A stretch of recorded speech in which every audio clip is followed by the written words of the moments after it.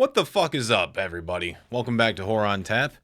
I am Jordan Decker, and as always, today I am watching a movie that I have never seen before.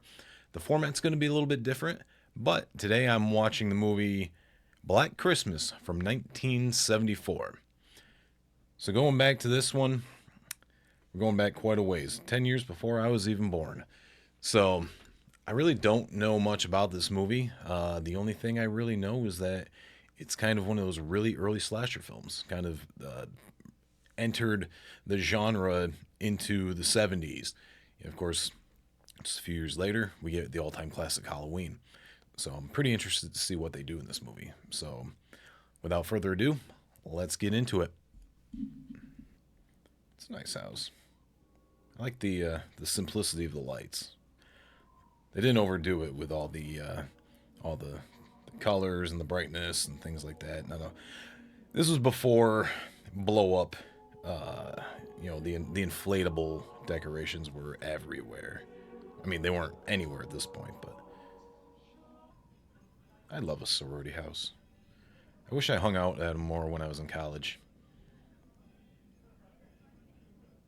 Went to the frats quite a bit, but sororities, yeah, lots of bitches there. Oh, this is me sneaking up to the house. I mean, they're really kind of jumping right into it. Very similar to how Halloween opened, just that POV shot.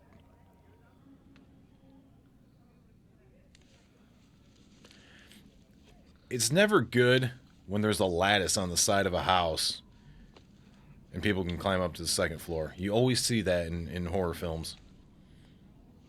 If there's a lattice, somebody's climbing up the goddamn thing. Hello? The phone just rang, but before we get into that, let me show you what I'm drinking. Nothing yet, I gotta open it. Oh, yeah. That's a beautiful sound right there. But today I have a Saranac Growler. These things are 6.8 ABV. It's a hazy IPA, and it comes in a 16-ounce can in a 12-pack, and it's actually cheaper than most 12 or even 15 packs. Those 15 mix packs that are great. I love those things. But these are pretty damn tasty. I like them, and that's what I'm going to be drinking while I watch the remainder of Black Christmas. So let's continue.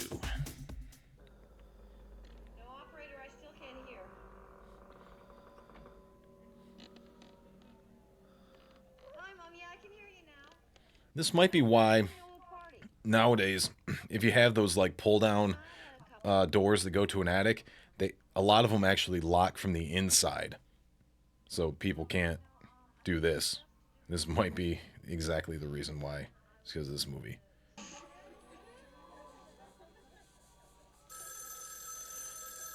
That shirt she's wearing, that sweater, is kind of the precursor to the shirt with the hands over the tits. Hello? Hello.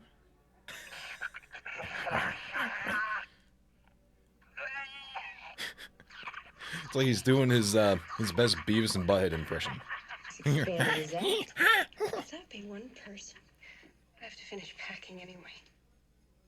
She's going upstairs alone. Enough trouble fitting in here without you getting at home. Don't say it. I know. I'll be right back.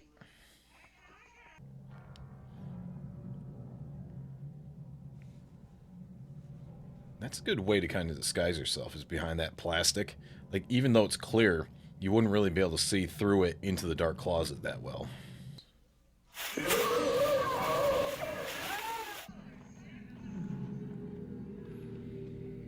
See, I'm already getting a lot of different vibes that John Carpenter definitely used in the future, especially in Halloween. Like, even this right here, like using the shadows and only seeing his legs, the first-person POV shots. Even that kill there was very reminiscent. It actually kind of made me think of the car scene when Michael kills Annie. Haha! There you are. Saw that coming. See, that's when you know you're an alcoholic. It's not if you drink by yourself. It's not if you drink during the day. It's not if you drink every day. It's when you hide your liquor around the house and secretly delve into your stash. Man, that'd be a horrible way to go. Like suffocation like that. This guy here's got the Cody Snyder chin chops going on. Shout out to Cody Snyder.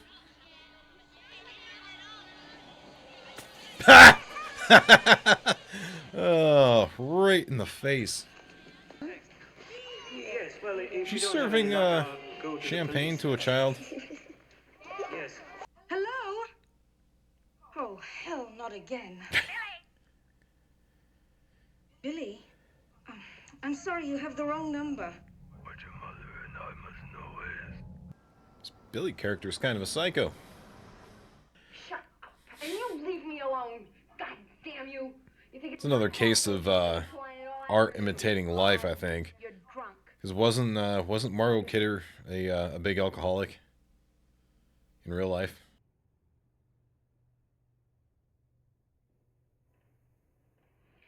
The Steinway Baby Grand, I think those things usually start around like $70,000. I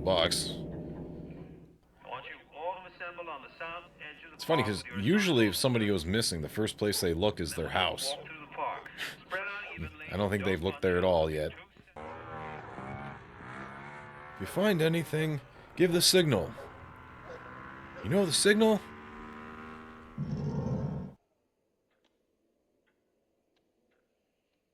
We've got to get some killer action here. Oh, yeah. I'm going to say it's been a minute. Almost kind of forgot that there was even a killer in this movie.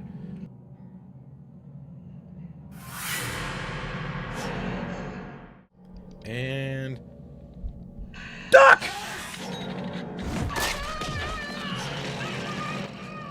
How the fuck did pull her up like that?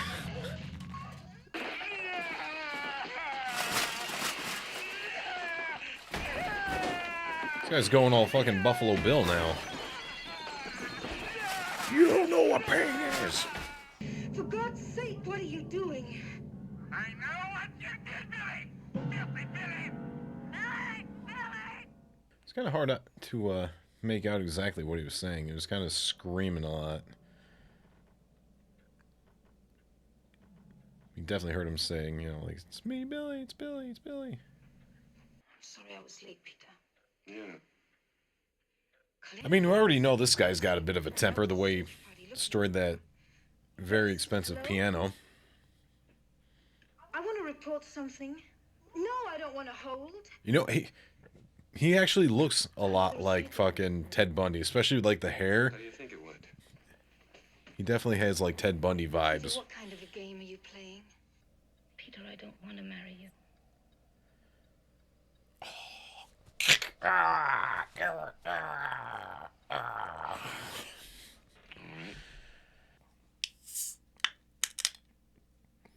had to go get another beer and some headphones because I couldn't really hear the movie too well, and I felt like maybe I was missing a couple of things. So this is my first video in this format, so bear with me. It may require some tweaks here and there. So You're gonna have to keep this guy on the line as long as possible. We got a mechanical system. Oh, that takes a while. there it is, I know right it's not there. very pleasant. It's another number. That's how he slipped that in there.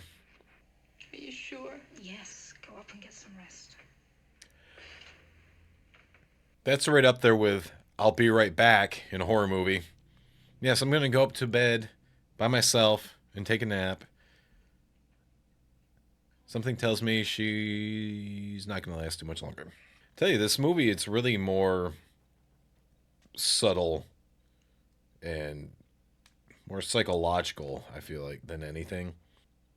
Like, we really have only seen one kill.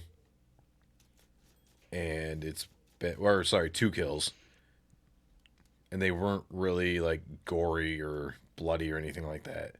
Not to keep going back to the well, but John Carpenter, I feel like he got a lot of inspiration probably from this movie in particular, but probably others as well, that kind of gave him the ideas to do these real kind of subtle shots where you don't really see a whole lot. You leave a lot of it to your imagination.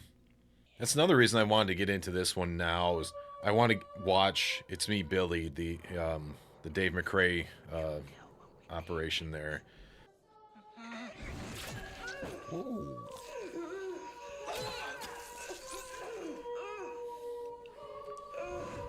That's a pretty gruesome kill.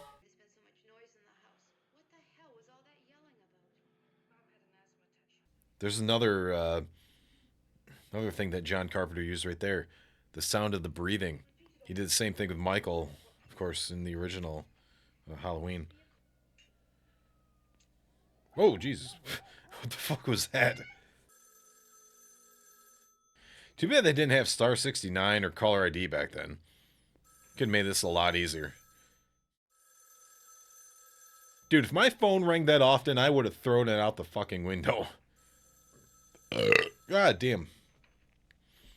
Good thing about, like, nowadays, you can put your phone on silent. I mean, back then you could, like, take it off the hook, but then it beeps at you for fucking half an hour before it actually shuts up. The caller is in the house. The calls are coming from the house. There's the big reveal. Wah, wah, wah. See, even the wreath on her door has fucking liquor bottles on it.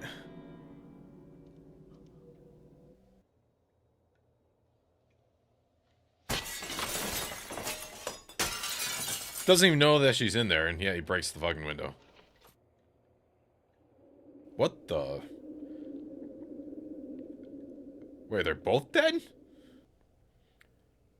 Oh, no, she's alive. It ain't over, baby. I wasn't born yesterday.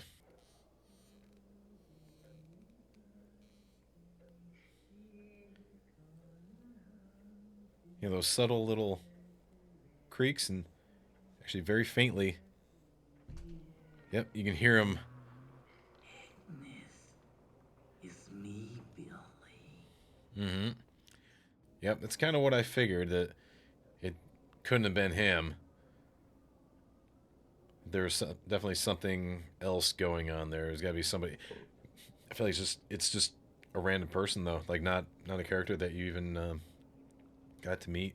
It almost leaves it ambiguous enough that you might think that it is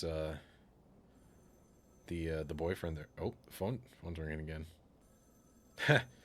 Roll credits. Yeah, I didn't know whether or not we were gonna find out who it was or not. And I guess, yeah, it really does kind of leave it open. Like, it's up for you to decide, like, was what we just saw at the very end there kind of, was it not real? Like, did that not really happen? Maybe it was him. Maybe it was, what's his name, Peter. Maybe he was the killer. And maybe the phone just happens to be ringing right now. But it's still going. I mean, a lot of times you get, like, scenes during or after credits that kind of clear things up. So let's just keep watching for a second. But I think that's going to be it. I don't think we're going to get any more. Yeah, that was, it was actually a really good movie. I mean, I kind of had an idea as to where it was going. I didn't know how it was going to end. Like, I didn't know that we weren't going to find out who the killer was. I mean, we kind of do, but, or, do we or do we not? It's really left very ambiguous. And there have been other movies like that since. But, yeah, usually I feel like when we get that kind of movie where you've got a killer, that it's that whodunit kind of setup, very much like what Scream ended up doing. Eventually you find out who it is, and that's sort of the point. It's like almost like an episode of Scooby-Doo. But in this case, you just kind of get that ambiguous ending, which is kind of cool, really. It's very unique. You don't get a lot, but there are other movies that have done it for sure since. But this may have been one of the first, if not the first, to do it like that. I'd have to dig in and see if I can find anything else that has done it before that. But yeah. So anyway, that is Black Christmas. I'd actually be really interested to see the remake. I know they did one like the early 2000s, I believe it was. I don't know anything about that one. Couldn't tell you who was in it or anything like that, but I know there is a remake of it. But I also want to get into It's Me Billy movies from David Cray. See what they did with those. I intentionally didn't watch those. Like I know he does some pretty good stuff, but seeing as how I'd never seen Black Christmas, I really didn't want to get into it because it's kind of like watching a sequel before you've watched the original. So you don't want to watch Terminator 2 and then the Terminator because you really kind of want that introduction to certain characters. You want the backstories, things like that. So I really didn't want to get into it, but now I do want to. So I'll add that one to my list for sure. I've got some more that I want to do. But for right now, that's going to be it for today. That was Black Christmas. This is Horror on Tap. Be sure to tune in next time to find out what is on tap. Cheers, guys.